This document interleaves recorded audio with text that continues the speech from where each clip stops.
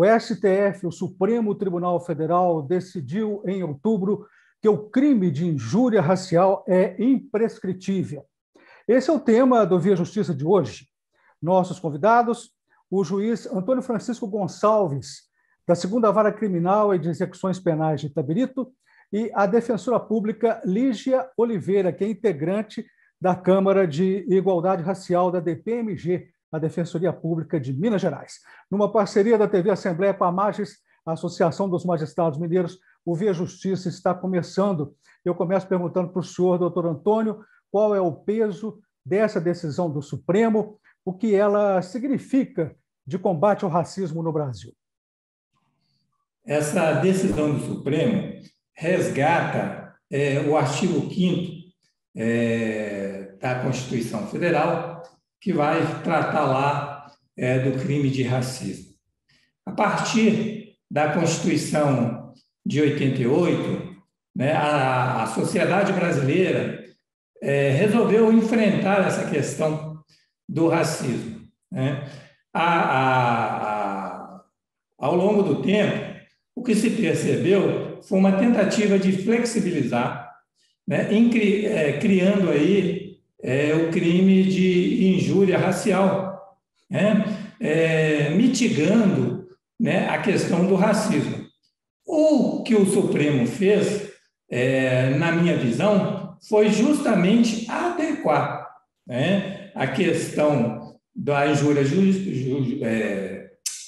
racial ao racismo, dizendo que a injúria racial seria uma espécie do crime de racismo. Doutora Lígia, como que a Defensoria Pública vê a decisão do Supremo? Veja, Carlos, em um período de 150 anos, 4 milhões de pessoas pretas foram comercializadas. É importante a gente lembrar, rememorar e dar esse enfoque a essa decisão do Supremo Tribunal Federal. Nós tivemos o Brasil, dos 12 milhões e meio de pessoas escravizadas, o Brasil contou com 40% desses 12 milhões. E isso acarretou, claro que a maior parte da população brasileira é preta, e essa população preta é considerada objeto. Em todas as situações, a população preta é inferiorizada, objetificada, e essa decisão, então, veio, e eu vejo com bons olhos, a Defensoria Pública vê, por óbvio, principalmente em se tratando de uma Câmara de Estudos Étnico-Racial, como um reconhecimento do racismo estrutural, patológico, que existe aí na nossa estrutura social. Então, a bem da verdade é que o Supremo Tribunal Federal, quando diz que injúria racial, que está lá no parágrafo 3º do artigo 140, é um crime contra a raça, injúria racial parece que até explicar o óbvio.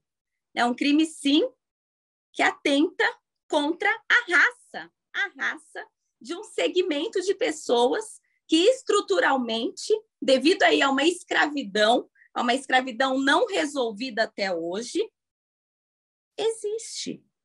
Então, o Supremo só veio para explicar o óbvio, que, infelizmente, por conta, inclusive, do racismo institucional que assola a própria Defensoria Pública, Ministério Público, Poder Judiciário, até 2015, por exemplo, dizia que não, injúria racial não é crime contra a raça, não é discriminação racial. Quando eu acabo violando a honra de alguém porque essa pessoa é preta, chamando-a de macaco, eu não estou praticando um crime contra a raça de determinado segmento. E nesse sentido, para a gente entender melhor, o doutor Antônio explicar para a gente essa diferença entre injúria racial e racismo, né? Até antes dessa decisão do Supremo, o que diferenciava as duas figuras jurídicas? A diferença básica entre injúria racial e racismo está na pessoa. A injúria racial ela se caracteriza né, para você fazer uma ofensa à pessoa determinada, né? Exemplo, né, você chamar, igual no caso lá de Brasília, que o Supremo enfrentou, né, da senhora lá chamar a frentista lá de negrinha, né, de negrinha, tal, quando ela estava lá anunciando para ela que não poderia receber lá o determinado chefe, né? A outra coisa é o racismo, ele já é atrelado a uma condição, né? A um cerceamento de um direito de uma determinada categoria ou raça. Né? Falar, exemplo, que ao acesso ao serviço público não é permitido o negro, ou o chinês, né? Ou o alemão no serviço público. Né? Então, aí você está, sim, atacando não só uma pessoa, né? Privada ali, mas sim toda aquela etnia ali da situação. Esse caracteriza o racismo. Doutora Lígia, esse caso que foi levado ao Supremo, a senhora gostaria de falar um pouco sobre ele? Olha, eu confesso que a decisão do Fachin, né, eu leio a decisão do Fachin e me emociono. Né? A bem da verdade foi levado ao Supremo, é um habeas corpus, né? Habeas corpus 154.248 do Distrito Federal, onde se pretendia que fosse reconhecida a prescrição né, do crime de injúria racial, tendo em vista que, né, não seria, segundo, né, o impetrante, um crime de racismo.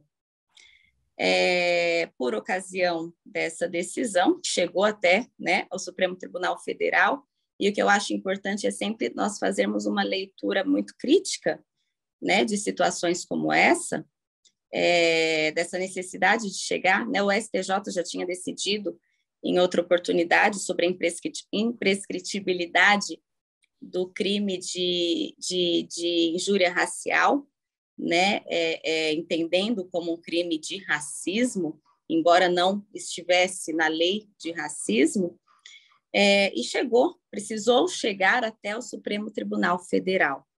Né? E então, o ministro Fachin, né, foi por maioria, até tivemos aí um voto, salvo engano, né, divergente, o ministro Fachin reconhecendo todo o racismo estrutural e institucional, né, veio de forma muito veemente e, a meu ver, eu como mulher negra, né, antes até de ser defensora, de forma muito, para mim, emocionante, veio trazer à tona, enfrentar a questão do racismo brasileiro, né, inclusive o racismo jurisprudencial, o racismo doutrinário, que, né, fazia essa divisão entre o crime de injúria racial e o crime de racismo, né, interpretando o artigo 140, parágrafo 4º do Código Penal, muitas vezes até como conduta atípica em determinadas situações de racismo, né, e depois como conduta diversa do racismo. Então, eu vejo que né, o Supremo Tribunal Federal, ao enfrentar essa situação, essa temática, e principalmente a fundamentação, né, do ministro Fachin, que traz à tona toda a discriminação da pessoa preta em todos os âmbitos, né, enfrentando essa questão, inclusive nos poderes instituídos, veio para demonstrar que a nossa história está mudando e ainda temos aí esperança, né, de que o que é tão hercúleo, de certo modo, venha realmente a se cumprir, que, como bem disse o doutor Antônio, né, em sua primeira fala, né, se cumprir aí o mandado constitucional de criminalização né, ao crime de racismo, né, a não discriminação racial. Doutor Antônio, o senhor falou, então, que agora a injúria racial é uma espécie de racismo, mas a defesa, nesse processo que motivou a decisão do Supremo, ela alegou, como disse a doutora Lígia, prescrição e falou por exemplo, a injúria é afiançável, depende da vontade do ofendido, ou seja, depende de uma representação, que não poderia ser comparado ao racismo, que é inafiançável, imprescritível e não depende de atuação da vítima. O que significa agora? A injúria racial, ela deixou de ser afiançável, é isso? Queria Sim, entender cara. agora como ficou a figura jurídica da injúria. Ela permanece, não é isso? Uhum.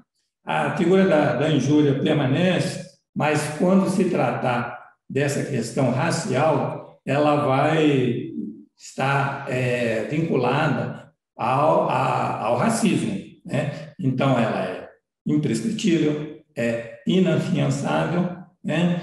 E a grande discussão da defesa lá, né, e do voto divergente foi que não seria da competência do Supremo enfrentar a questão, né? Mas, como todos os outros ministros salientaram, né, o que se estava fazendo ali era adequando, né, a norma, né, que ela deve respeitar o texto maior, que é o texto constitucional, né? E tanto isso é verdade, né, que no dia 19 agora do 11, né, o Senado, através de um projeto de lei lá do senador Paulo Paim, né, veio o projeto de lei, se eu não me engano, é o 4373/2020, né, veio tipificando o crime de racismo, né, como crime de racismo, a injúria racial, né? Então, o próprio legislador ele está vendo a necessidade, né, de ele, como órgão competente de legislar, regular a matéria. Pois não, doutora Lígia. Complementando o doutor Antônio, essa discussão, é uma discussão até que eu tenho muita cautela com ela, com relação a esse, entre aspas, ativismo judicial, né? Principalmente em se tratando de matéria penal e processual penal, né? Então, nós temos sim, né, e defensora pública que sou, né, temos sim que ter cautela com realização a criações de, principalmente, crimes pelo Poder Judiciário.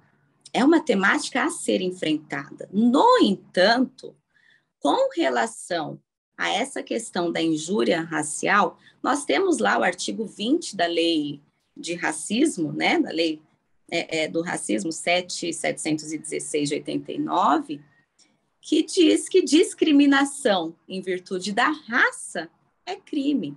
Então, a bem da verdade é que o Supremo, a meu entender, o Supremo Tribunal Federal, ele não criou, ele não fez analogia em malam partem, interpretação extensiva. Não, ele disse, olha, não é só uma questão topográfica, não é só porque não está na lei de racismo que não será um crime contra a raça. Não, a injúria racial, que o próprio nome diz, que fere a honra subjetiva de determinada pessoa, é um crime contra a raça. Portanto, está, sim, adequada ao mandado constitucional de criminalização disposto no artigo 5º. Então, é importante trazer à tona essa questão. Perfeitamente. Nós vamos fazer um rápido intervalo e o Via Justiça volta em instantes.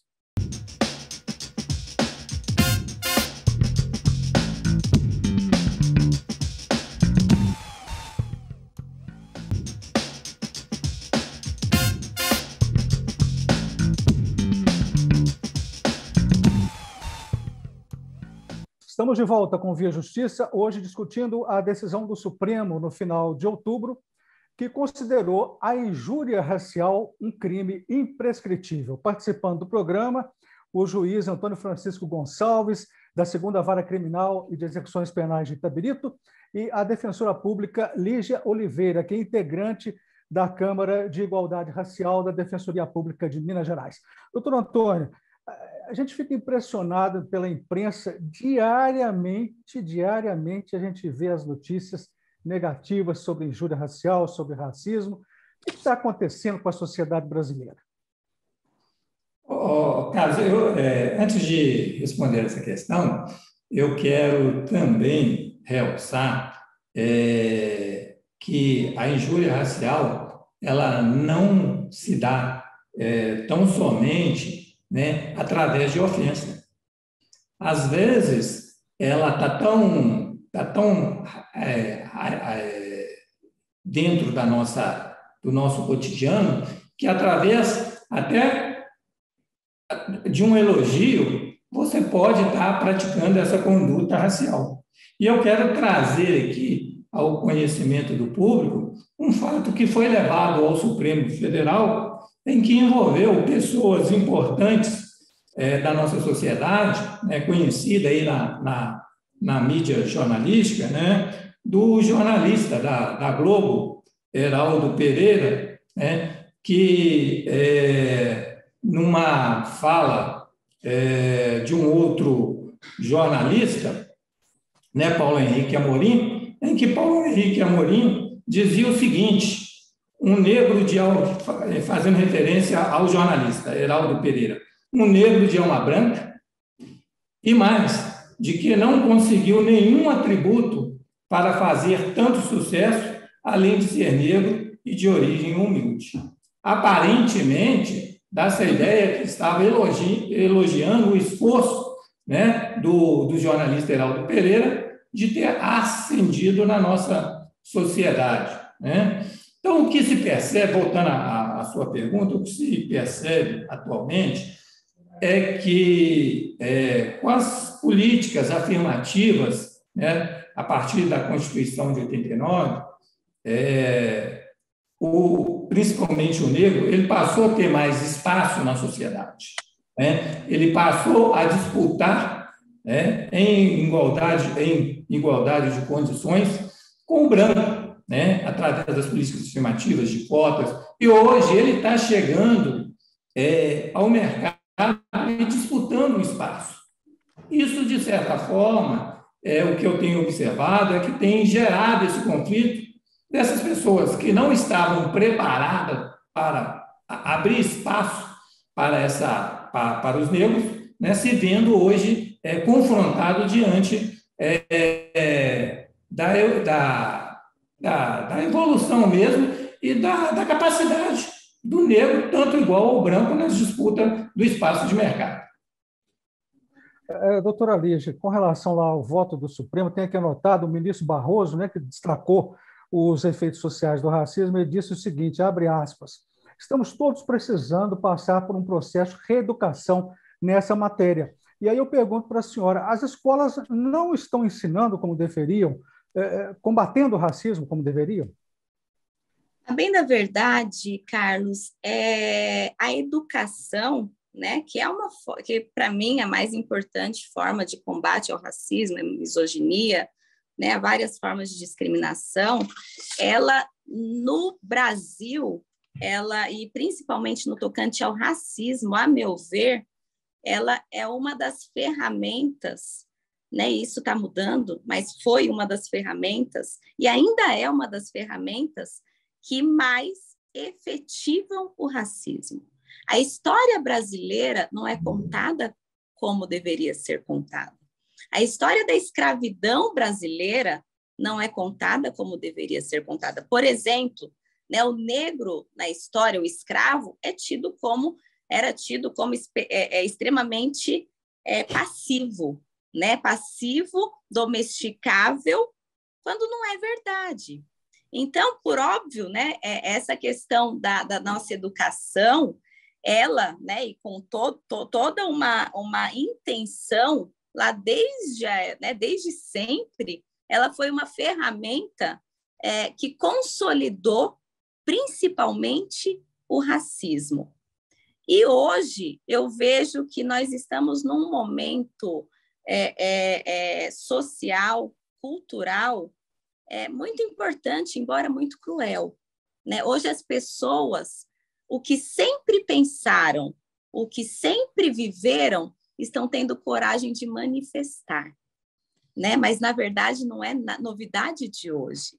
E as nossas escolas, né, precisam sim, né? E daí eu vejo que não há um interesse em se fomentar, em se falar sobre o racismo. Nós não vemos isso, um interesse, até uma questão legal, nós temos aí tratados internacionais, toda uma legislação foi trazida, inclusive, no voto do ministro Fachin, atinente à questão da igualdade étnico-racial, atinente ao repúdio ao racismo, mas nós não vemos isso de forma efetiva nos nossos bancos escolares. Quer dizer, não está na grade curricular, né? Exatamente, não está na grade curricular quando deveria estar. Né? A história do Brasil, a questão racial, a questão da misoginia também, a questão do gênero. Então, eu vejo isso como um resultado do racismo estrutural e do racismo institucional ainda extremamente forte, vigente na nossa sociedade. Né? Então, mas como que a gente muda isso? A gente muda isso trazendo a debate questões como essa, trazendo a debate principalmente educacional, né, com os nossos jovens, com as nossas crianças, porque a bem da verdade é que o racismo existe, né, existe lá na escola, né, o que eu sempre digo, né, quando a gente é menina, né, negra, por exemplo, a gente é criancinha, ainda não foi para a escola, a gente é a princesinha do papai e da mamãe. Quando a gente entra na escola, a gente é diferente das outras. O nosso nariz é diferente, o nosso cabelo é diferente. A nossa pele, ninguém quer dançar com a gente, por exemplo, numa festinha junina, entendeu? Essas situações não são enfrentadas, são normalizadas, né? E a gente precisa começar primeiro, reconhecendo a nossa fragilidade com relação a isso e enfrentando essas situações. Doutor Antônio, nessa época dos discursos do ódio, né? O que o senhor tem a dizer sobre as redes sociais, na propagação das injúrias raciais, do racismo? Como combater isso? Olha, eu digo que o combate ela tem que ser feito através das denúncias, né? E hoje, essas injúrias praticadas, elas não são invisíveis, né? Nós temos hoje condições de acesso, de identificar da onde e a origem que ela está saindo e assim fazer a aplicação, né, da legislação vigente. Doutora Lígia, eu pergunto para a senhora, essa decisão do Supremo Tribunal Federal, a senhora acredita que as pessoas vão pensar duas vezes, vão contar até 10 antes de praticar um crime de injúria racial pelas penalizações previstas? Carlos, eu não entendo que o direito penal é o grande salvador da pátria. Não é. Se assim o fosse, nós não teríamos tantos crimes, né? Então, eu não acredito nesse efeito pedagógico do Código Penal, notadamente porque a pena, né, é de 1 a 3 anos, né, uma pena não vai acarretar uma privação de liberdade, mas também porque o direito penal não é o salvador da pátria. O nosso cenário aí do sistema prisional é testemunha disso, né?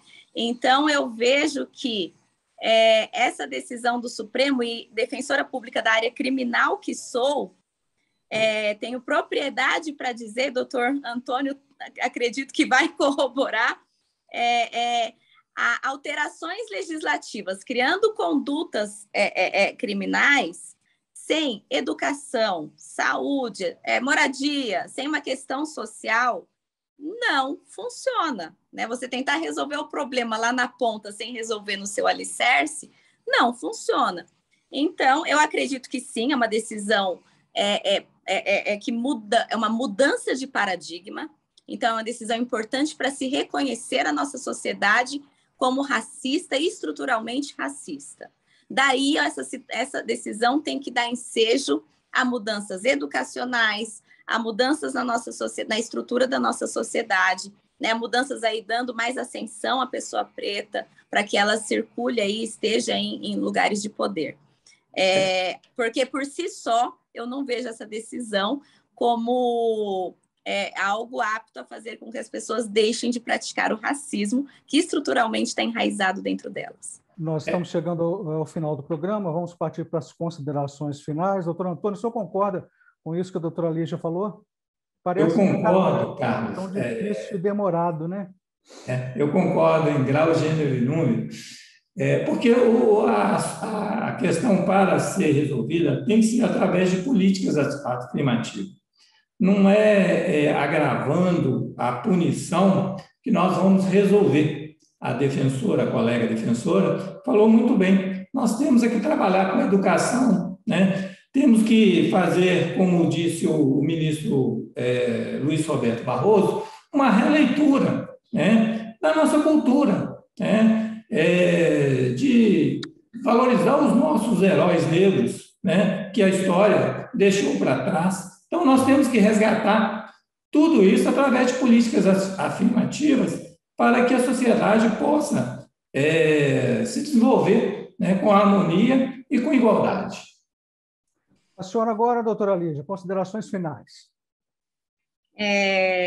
Minhas considerações finais no sentido de convocar aí, né, a população, as nossas instituições, né, instituições do sistema de justiça, instituições educacionais, a debater esse tema, a enfrentar o racismo como estrutural da nossa sociedade. Só reconhecendo isso, os nossos governantes, o nosso legislativo, executivo, reconhecendo isso, fazendo esse recorte étnico-social em todos esses setores, né? Nós estamos no sistema de justiça com relação à questão criminal, mas em todos esses setores, e reconhecendo o quanto a cor da pele menospreza e segrega, eu acredito que nós vamos criar aí, todas nós, políticas públicas e mais ainda, dentro da nossa casa, políticas humanas, gestos humanos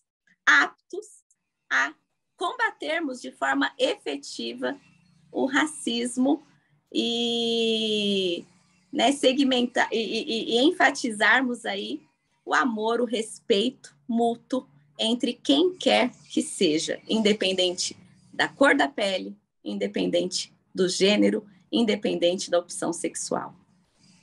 Muito obrigado à senhora, muito obrigado ao senhor pelas participações. O Via Justiça de hoje termina aqui. Anote aí o nosso endereço para contato, viajustiça@mais.com.br, e acompanhe a gente também pelas redes sociais da AMAGES. Obrigado pela audiência. Até o nosso próximo encontro.